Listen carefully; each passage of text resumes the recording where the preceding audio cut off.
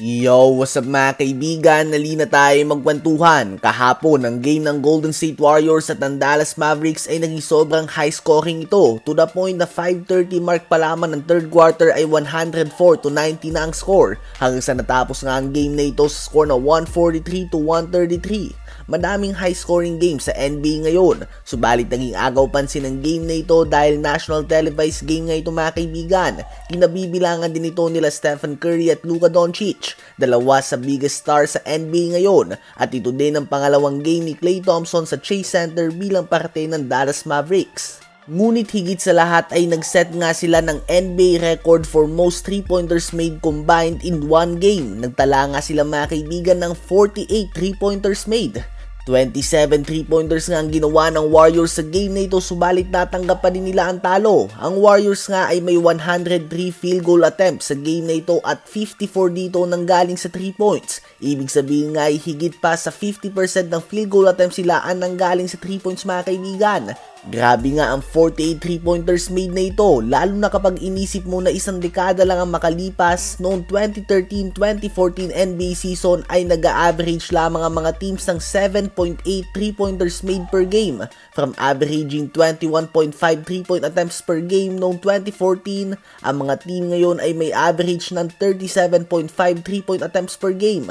Ang laking diferensya nga nito mga kaibigan sa loob lamang ng 10 taon, at posibleng dahil dito ay bumabagsak na ang ratings ng NBA. Minsan nga ay masyado nang mabilis ang pace ng liga. Kung noon nga ay lumaki ang older generation na ang turo ay 5 to 7 passes muna bago ka tumira, ngayon nga minsan isang pasa lang ay tira na kaagad, and within 30 seconds of play ay minsan nakakatatlong palit ng possession na dahil panay tira na lang nga ng 3 points sa mga team, at minsan nga ay hindi na din ito magandang tingnan lalo na kung hindi naman pumapasok lahat. Walang duda na mas offensively gifted na ang mga players ngayon, at makikita nga natin yan sa mga high-scoring games na ito. At dahil na din sa pace ay dumadami nga ang number of possessions, kaya naman umaangat din talaga ang scoring. Subalit minsan nga ay hindi din natutuwa ang mga fans kapag masyado ng mataas ang scoring ng mga game. Isang solusyon dito ay ang ibalik ang hand-checking rule. Pahayag nga ng one of the greatest defenders of all time, Tony Allen, ay napakahirap talagang depensa ng mga very skillful players ngayon na tulad na lamang nila Kyrie Irving even with hand-checking. Subalit kung hindi mo pa ito pwedeng hawakan kahit konti man lang, halos imposible nga daw itong mapigilan. Masyadong pabor nga daw ang mga rules ngayon sa game sa mga offensive player, kaya naman nakikita natin ang mga high-scoring games na ito.